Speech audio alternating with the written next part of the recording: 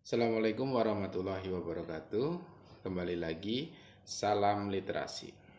Sahabat-sahabat literasi, saya akan melanjutkan membaca novel Dunia Sopi.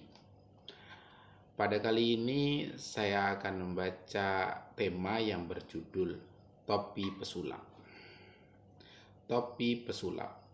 Satu-satunya yang kita butuhkan untuk menjadi filosof yang baik adalah rasa ingin tahu. Sophie yakin dia akan mendapat kabar dari penulis surat tanpa nama itu lagi. Dia memutuskan untuk tidak menceritakan kepada siapapun tentang surat-surat itu untuk saat ini. Di sekolah, dia sulit memusatkan perhatian pada apa yang dikatakan guru. Tampaknya mereka hanya membicarakan hal yang tidak penting. Mengapa mereka tidak membicarakan apakah manusia itu atau tentang apakah dunia itu dan bagaimana ia menjadi ada? Untuk pertama kalinya, dia mulai merasa bahwa di sekolah dan juga di tempat-tempat lain, orang-orang hanya mengurusi hal-hal remeh. Padahal sesungguhnya ada masalah-masalah besar yang harus dipecahkan. Apakah ada seseorang yang dapat menjawab pertanyaan-pertanyaan ini? Sophie merasa bahwa memikirkan hal tersebut jauh lebih penting daripada menghafal perubahan bentuk kata kerja yang tak beraturan. Ketika bel berbunyi setelah pelajaran berakhir, dia buru-buru meninggalkan sekolah sehingga Joanna harus berlari mengejarnya. Tak lama kemudian, Joanna bertanya, "Kamu mau ikut main kartu malam ini?" Sophie mengangkat bahunya. "Aku tidak begitu tertarik lagi pada permainan kartu." Joanna kelihatan kaget. "Kamu tidak tertarik? Kalau begitu, mari kita main badminton." Sophie menatap jalan aspal di bawah, lalu memandang lawannya. "Kukira aku juga tidak ingin main badminton." "Bercanda kamu." Sophie menyadari ada nada kecewa pada suara Joanna. "Maukah kamu memberitahuku apa yang tiba-tiba jadi begitu penting?" Sophie hanya menggelengkan kepalanya. Itu rahasia." "Wah, kamu mungkin sedang jatuh cinta." Kedua gadis itu terus berjalan beberapa saat tanpa mengucapkan sesuatu. Ketika mereka tiba di lapangan sepak bola, Joanna berkata, "Aku mau menyeberang lapangan saja." Menyeberang lapangan itu memang jalan paling cepat untuk Joanna. Tapi dia hanya mau lewat jalan itu jika dia harus buru-buru pulang karena ada tamu di rumah atau ada janji dengan dokter gigi. Sophie menyesal setelah bersifat buruk kepadanya. Namun, apabila yang dia katakannya bahwa dia dengan tiba-tiba menjadi begitu keasikan untuk mencari tahu siapa dirinya dan dari mana datangnya dunia sehingga dia tidak punya waktu lagi untuk bermain badminton. Apakah Joanna akan mengerti? Mengapa begitu sulit untuk menyerap dalam masalah yang paling penting dan dalam suatu hal? Paling wajar itu. Dia merasa jantungnya berdetup lebih kencang ketika dia membuka kotak surat. Mula-mula, dia hanya menemukan sebuah surat dari bank dan beberapa amplop besar untuk ibunya. Sialan. Sophie sudah berharap-harap akan mendapatkan surat lain dari pengirim yang tak dikenalnya itu. Ketika menutup pintu gerbang di belakangnya, dia mendapati namanya sendiri tertera di atas salah satu amplop besar. Sewaktu membaliknya, dia melihat tulisan di bagian belakang. Pelajaran filsafat. Hati-hati. Sophie berlari sepanjang jalan berkerikil dan melemparkan tas sekolahnya di anak tangga.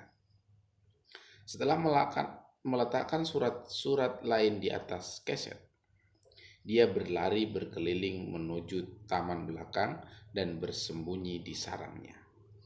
Inilah satu-satunya tempat untuk membuka surat besar itu. Serekan melompat-lompat di belakangnya, namun Sophie harus bersabar menghadapinya. Dia tahu kucing itu tidak akan membiarkannya pergi. Di dalam amplop itu ada 3 halaman ketikan yang disatukan dengan sebuah jepitan kertas. Sophie mulai membaca. Apakah filsafat itu? Sophie yang baik. Banyak orang mempunyai hobi. Sebagian orang suka mengoleksi koin kuno atau perangko luar negeri. Sebagian suka merajut. Yang lain mengisi hampir seluruh waktu luangnya dengan olahraga tertentu. Banyak orang yang senang membaca, namun selera membaca itu berbeda-beda. Sebagian orang hanya membaca koran atau komik. Sebagian senang membaca novel. Sementara yang lain lebih menyukai buku tentang astronomi, margasatwa, atau penemuan-penemuan teknologi. Jika kebetulan aku tertarik pada kuda atau batu mulia, aku tidak bisa memaksa orang lain untuk ikut menyukai kesenanganku. Jika aku suka menonton sebuah program olahraga di televisi, aku juga menyadari bahwa orang lain mungkin menganggap olahraga itu membosankan. Tidak adakah sesuatu yang memikat hati kita semua? Tidak adakah sesuatu yang menyangkut kepentingan semua orang? Tidak soal siapa mereka atau di mana mereka tinggal di dunia ini. Ya, Sophie sayang, memang ada masalah-masalah yang jelas akan menarik minat semua orang. Dan itulah masalah-masalah yang dibahas dalam pelajaran ini. Apakah hal terpenting dalam kehidupan? Jika kita bertanya kepada seseorang yang sedang kelaparan, jawabnya adalah makanan. Jika kita berjalan kepada orang yang sedang kedinginan, jawabannya adalah kehangatan. Jika kita ajukan pertanyaan yang sama kepada orang yang merasa kesepian dan terasing, jawabannya barangkali adalah ditemani orang lain. Namun, jika kebutuhan-kebutuhan dasar ini telah terpuaskan, masih adakah sesuatu yang dibutuhkan semua orang? Para filosof menganggapnya ada. Mereka yakin bahwa manusia tidak dapat hidup dengan roti semata.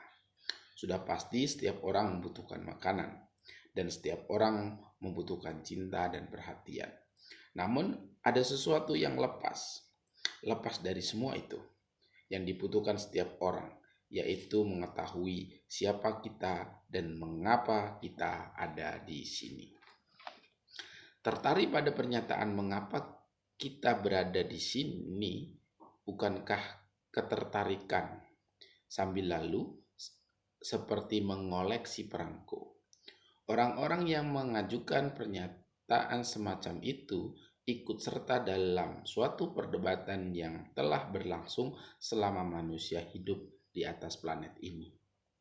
Bagaimana alam raya, bumi, dan kehidupan muncul merupakan suatu pertanyaan yang lebih besar dan lebih penting daripada siapa yang memenangi medali emas paling banyak dalam Olimpiade yang lalu. Cara terbaik untuk mendekati filsafat adalah dengan mengajukan beberapa pertanyaan filosofis. Bagaimana dunia diciptakan? Adakah kehendak atau makna di balik apa yang terjadi? Adakah kehidupan setelah kematian? Bagaimana kita dapat menjawab pertanyaan-pertanyaan ini? Dan yang terpenting, bagaimana seharusnya kita hidup? Orang-orang telah mengajukan pertanyaan-pertanyaan ini selama berabad-abad. Kita tidak mengenal kebudayaan yang tidak mengkaitkan diri dengan pertanyaan apakah manusia itu dan dari mana datangnya dunia. Pada dasarnya, tidak banyak pertanyaan filosofis yang harus diajukan. Kita sudah mengajukan sebagian dari pertanyaan-pertanyaan yang paling penting. Namun, sejarah memberi kita banyak jawaban yang berbeda untuk setiap pertanyaan. Maka, adakah lebih mudah untuk mengajukan pertanyaan filosofis daripada menjawabnya? Sekarang pun, setiap individu harus menemukan jawabannya sendiri untuk pertanyaan-pertanyaan yang sama. Kamu tidak akan tahu apakah ada Tuhan atau apakah ada kehidupan setelah kematian dengan mencarinya di buku ensiklopedi. Buku ensiklopedi juga tidak akan memberitahu kita bagaimana sebaiknya kita hidup. Namun, membaca apa yang telah diyakini orang lain dapat membantu kita untuk merumuskan sudut pandang kehidupan kita sendiri. Pencarian kebenaran yang dilakukan oleh para filosof menyerupai sebuah cerita detektif. Sebagian orang berpendapat Anderson adalah pembunuhnya, sementara menurut orang lain Nielsen atau Jensen. Polisi kadang-kadang mampu memecahkan suatu kasus pembunuhan sungguhan. Namun, ada kemungkinan pula mereka tidak pernah sampai ke dasarnya. Meskipun ada pemecahan di suatu tempat, maka meskipun sulit untuk menjawab suatu pertanyaan, barangkali ada satu dan hanya satu jawaban yang tepat. Entah itu adanya semacam eksistensi setelah kematian atau tidak ada. Banyak teka-teki kuno yang kini telah berhasil dijelaskan melalui ilmu pengetahuan, seperti apa sisi gelap bulan itu sebelumnya pernah terselubung misteri. Dulu, itu bukanlah sesuatu yang dapat dipecahkan lewat diskusi, melainkan diserahkan pada imajinasi setiap individu. Tetapi, kini kita tahu dengan tepat seperti apa sisi gelap bulan itu, dan tak seorang pun yang masih percaya pada manusia di bulan, atau bahwa bulan itu terbuat dari keju hijau. Seorang filosof Yunani yang hidup lebih dari 200 tahun yang lalu percaya bahwa asal-muasal filsafat adalah rasa ingin tahu manusia. Manusia menganggap betapa menakjubkannya hidup itu sehingga pertanyaan-pertanyaan filosofis pun muncul dengan sendirinya. Seperti menonton tipuan sulap. Kita tidak mengerti bagaimana tipuan itu dilakukan. Maka kita bertanya, bagaimana pesulap itu mengubah sepasang selendang sutra putih menjadi seekor kelinci hidup. Banyak orang menjalani pengalaman di dunia dengan ketidakpercayaan yang sama seperti ketika seorang pesulap dengan tiba-tiba menarik seekor kelinci dari topinya. Padahal sebelumnya telah ditunjukkan bahwa topi itu kosong. Dalam kasus kelinci, kita tahu bahwa pesulap itu telah memperdaya kita. Yang ingin kita ketahui hanyalah bagaimana dia melakukannya. Tapi jika menyangkut dunia, masalahnya agak berbeda. Kita tahu bahwa dunia bukanlah hasil sulapan tangan dan tipuan, sebab kita berada di sini di dalamnya. Kita merupakan bagian darinya. Sesungguhnya kita adalah kelinci putih yang ditarik keluar dari topi. Satu-satunya perbedaan antara kita dan kelinci putih itu adalah bahwa kelinci tidak menyadari dirinya ikut ambil bagian dalam suatu tipuan sulap. Tidak seperti kita merasa kita adalah bagian dari sesuatu yang misterius dan kita ingin tahu bagaimana cara kerjanya. Sepanjang menyangkut kelinci putih, barangkali lebih baik kita membandingkannya dengan seluruh alam raya. Kita yang hidup di sini adalah serangga-serangga mikroskopis yang hidup di sela-sela bulu kelinci. Namun, para filosof selalu berusaha untuk memanjat sehelai-helaian lembut bulu binatang itu untuk dapat menatap langsung ke mata si tukang sulap. Apakah kamu menyimak? Sophie bersambung. Sophie benar-benar kecapean. Masih menyimak, dia bahkan tidak mampu mengingat kapan ia berhasil mencuri waktu untuk bernapas, sementara dia asik membaca. Siapa yang telah membawa surat ini? Tidak mungkin orang yang sama yang telah mengirim kartu ulang tahun kepada Hilde Moller-Knopf, sebab kartu itu dibubuhi perangko dan cap pos. Amplop coklat itu telah dibawa sendiri ke kotak surat, persis seperti 2 amplop putih sebelumnya. Sophie melihat arlojinya. Kini jam 3 kurang seperempat. Ibunya belum akan pulang kantor dalam waktu 2 jam ini. Sophie merangkak keluar menuju taman lagi dan lari ke kotak surat. Barangkali masih ada surat lain. Dia menemukan suatu lagi amplop coklat dengan namanya tertera di situ. Kali ini dia melihat sekeliling namun tidak ada seorang pun yang terlihat. Sophie berlari ke tepi hutan dan memandang ke jalan. Tidak ada seorang pun di sana. Tiba-tiba dia mengira dirinya mendengar bunyi ranting jauh di dalam hutan. Tapi dia tidak benar-benar yakin dan bagaimanapun tidak akan ada gunanya mengejar seseorang yang sudah bertekad untuk melarikan diri. Sophie masuk ke rumah.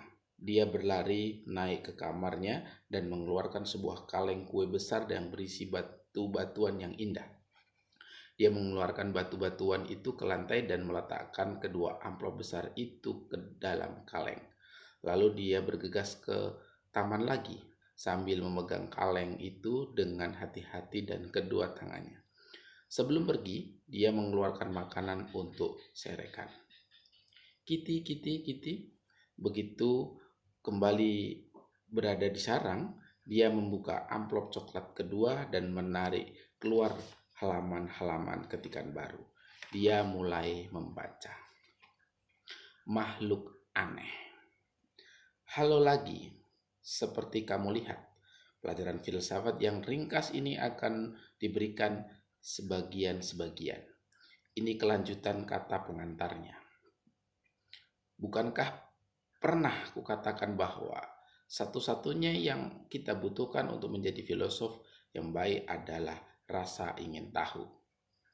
Jika belum, kukatakan sekarang, satu-satunya orang yang kita butuhkan untuk menjadi seorang filosof yang baik adalah rasa ingin tahu. Bayi-bayi mempunyai rasa ini. Itu tidak mengherankan. Setelah beberapa bulan berada di dalam rahim, mereka keluar dan menghadapi suatu realitas yang sama sekali baru. Tapi, sementara mereka bertambah besar, rasa ingin tahu itu tampaknya berkurang. Mengapa begini? Tahukah kamu? Jika seorang bayi yang baru lahir dapat berbicara, dia mungkin akan mengatakan sesuatu tentang dunia luar biasa yang dimasukinya. Dia melihat bagaimana dia melihat berkeliling dan meraih apa saja yang dilihatnya dengan penuh rasa ingin tahu.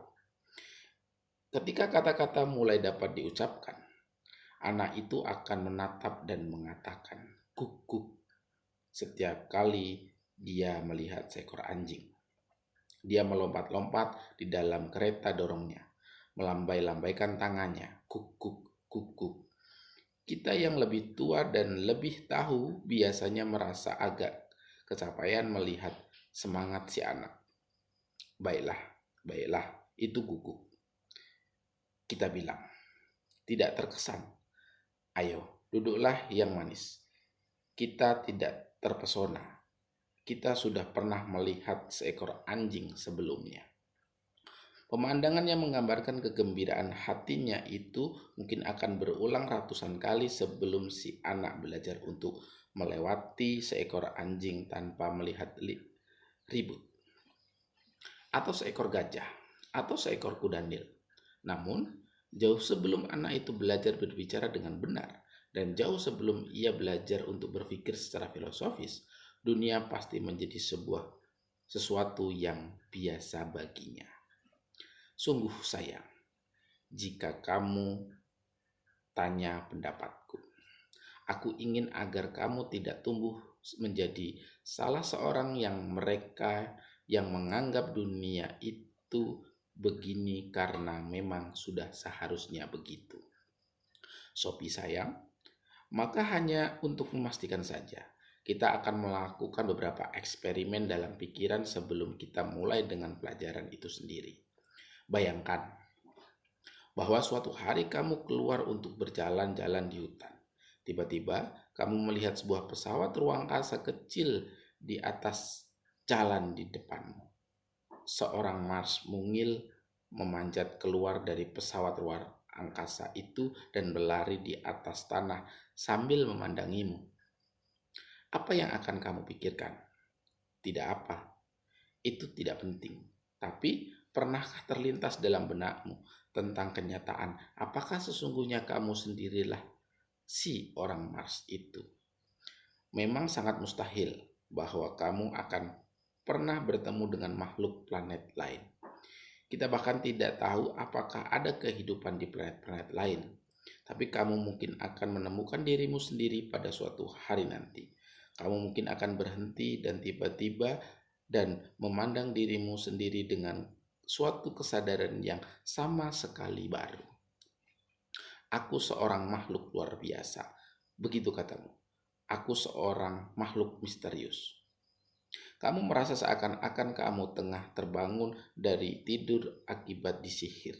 Siapakah aku? Kamu bertanya. Kamu tahu, kamu sedang berkeliaran di atas sebuah planet di alam raya. Tapi, apakah alam raya itu? Jika kamu mendapati dirimu bertanya begini, kamu pasti telah menemukan sesuatu yang sama misteriusnya dengan orang Mars yang baru saja kita bicarakan. Kamu bukan hanya telah melihat seorang makhluk luar angkasa. Jauh dari lubuk hatimu, kamu akan merasa bahwa kamu sendiri seorang makhluk luar biasa. Bisakah kamu memahamiku, Sophie? Mari kita buat eksperimen lain dalam pikiran. Suatu pagi, ibu, ayah, dan Thomas kecil yang berusia 2 atau 3 tahun sedang sarapan di dapur. Tak lama kemudian, ibu bangkit dan pergi ke bak cuci. Dan ayah terbang dan melayang berputar-putar di langit, sementara Thomas duduk menonton. Kamu kira apa yang dikatakan Thomas? Barangkali dia akan menunjuk ke arah ayahnya dan berkata, "Ayah terbang." Thomas pasti akan terkejut. Memang dia sering sekali terkejut. Ayah melakukan begitu banyak hal aneh sehingga masalah terbang di atas meja sarapan itu tidak ada bedanya baginya. Setiap hari, ayah berkucur dengan mesin yang lucu. Kadang-kadang dia memanjat atap dan memutar-mutarkan antena televisi. Atau dia akan menyurukkan kepalanya ke bawah moncong mobil dan tahu-tahu keluar dengan wajah hitam. Kini giliran ibu. Dia mendengar apa yang dikatakan Thomas dan berbalik dengan tiba-tiba. Kamu kira bagaimana reaksi melihat ayah melayang-layang dengan acuan tak acuh di atas meja dapur? Dia menjatuhkan toples selai di atas lantai dan menjerit ketakutan. Dia bahkan mungkin memerlukan perawatan medis begitu ayah kembali duduk dan dengan hormat ke kursinya. Ayah mestinya lebih mengenal sopan santun sekarang ini. Menurutmu, mengapa Thomas dan ibunya bereaksi dengan cara yang berbeda? Semuanya itu hubungannya dengan kebiasaan. Catat ini. Ibu sudah tahu bahwa orang tidak dapat terbang. Thomas belum. Dia belum yakin apa yang bisa dan tidak bisa dilakukan di dunia ini. Tapi bagaimana dengan dunia itu sendiri, Sophie?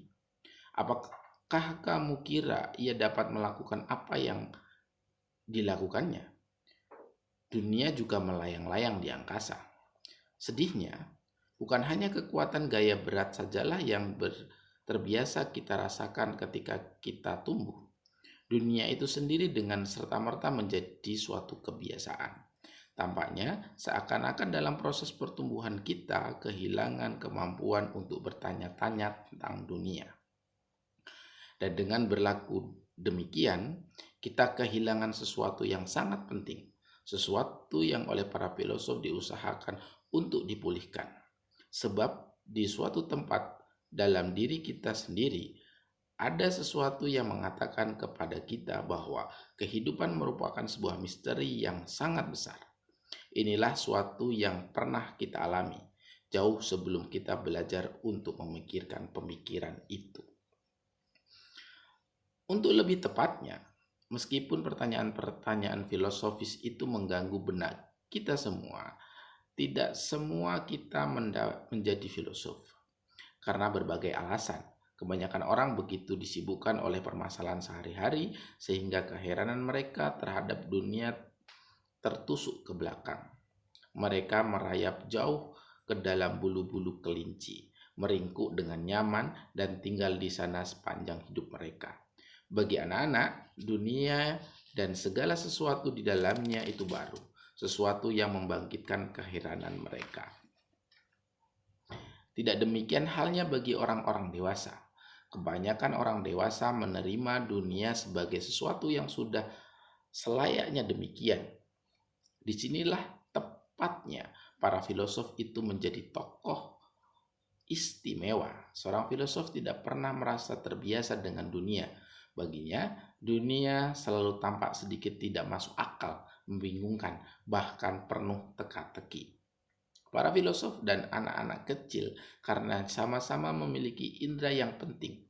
Kamu boleh mengatakan bahwa sepanjang hidupnya seorang filosof selalu menjadi seorang anak yang peka.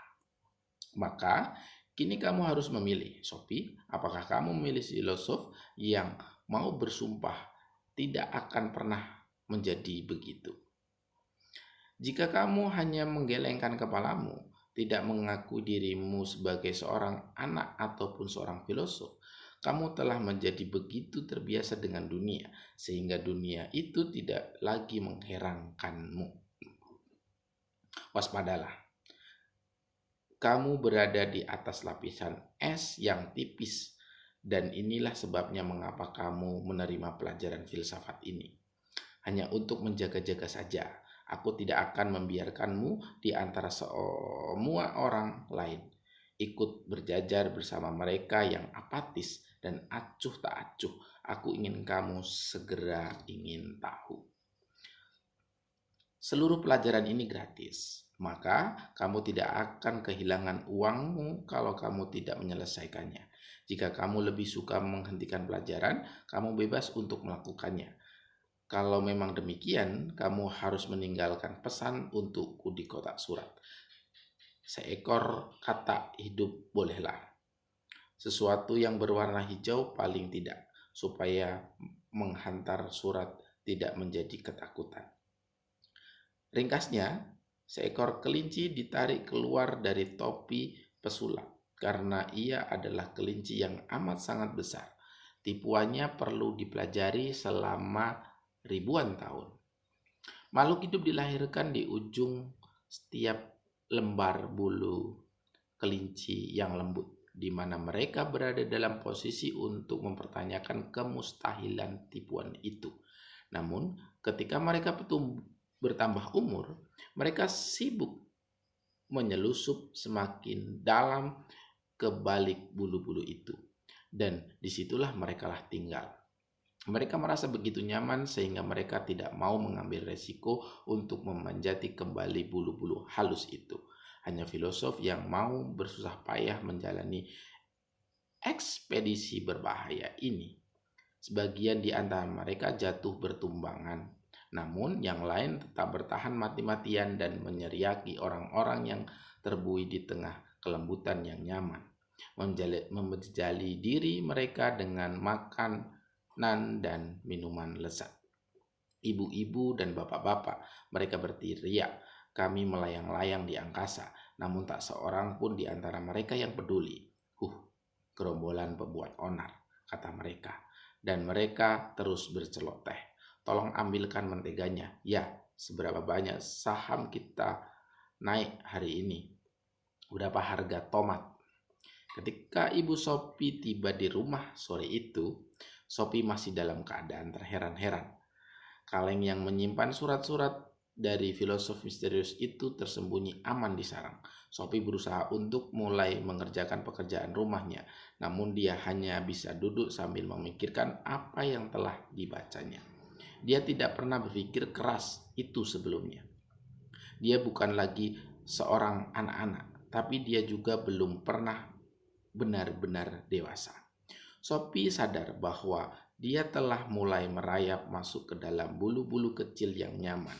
Kelinci yang ditarik keluar topi alam raya. Namun filosof itu telah menghentikannya. Dia pria atau wanitakah dia? Telah menangkap bagian belakang lehernya dan menariknya kembali ke ujung bulu tempat dia telah bermain-main ketika masih kanak-kanak. Dan di sana, di bagian paling ujung dari bulu-bulu yang lembut itu, dia sekali lagi melihat dunia seakan untuk yang pertama kali. Filosof itu telah menyelamatkannya, tidak diragukan lagi. Penulis surat yang tak dikenal itu telah menyelamatkannya dari remeh-temeh eksistensi sehari-hari. Ketika ibu tiba di rumah jam 5 sore, Sophie menyeretnya ke ruang duduk dan mendorongnya ke sebuah kursi berlengan. Bu, tidakkah ibu pikir mengherankan bahwa kita hidup? Dia memulai. Ibunya demikian terkejut sehingga mula-mula dia tidak menjawab. Sophie biasanya sedang mengerjakan pekerjaan rumah ketika dia pulang. Kukira memang demikian, kadang-kadang, katanya.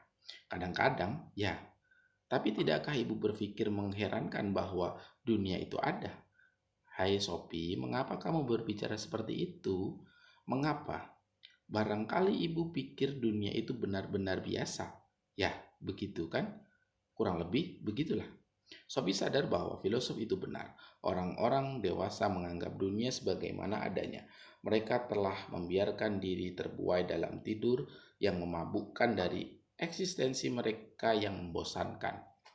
Ibu telah menjadi begitu terbiasa dengan dunia hingga dia tidak ada lagi yang membuat ibu heran. Kamu sedang bicara apa sih? Aku sedang membicarakan menjadi terbiasa dengan segala sesuatu, sama sekali suram. Dengan kata lain, aku tidak mau diajak berbicara seperti itu, Sophie. Baiklah, aku akan mengemukakannya dengan cara lain. Ibu telah membiarkan diri ibu keenakan meringkuk jauh di dalam bulu-bulu seekor kelinci putih yang ditarik keluar dari topi pesulap alam raya saat ini. Dan tak lama lagi ibu akan memasak kentang. Lalu ibu akan membaca koran dan setelah tidur siang setengah jam ibu akan melihat berita televisi. Kekhawatiran membayangkan di wajah ibunya. Dia memang pergi ke dapur dan memasak kentang. Tak lama kemudian ia kembali ke ruang duduk dan kali ini dialah yang mendorong Sophie ke sebuah kursi berlengan. Ada sesuatu yang harus kubicarakan denganmu. Dia memulai. Sophie dapat menyimak dari suaranya bahwa itu sesuatu yang serius. Kamu mulai minum obat terlarang, iya kan? Sayang, Sophie merasa ingin tertawa. Namun dia tahu mengapa pertanyaan itu dikemukakan kepadanya saat ini. Apakah kamu gila, katanya. Obat-obatan itu hanya membuatmu semakin dungu. Malam itu tidak ada lagi yang dibicarakan mengenai kelinci putih maupun obat terlarang. Sekian topik kita kali ini. Selanjutnya nanti kita akan membacakan topik mitos-mitos. Saya akhiri. Wassalamualaikum warahmatullahi wabarakatuh.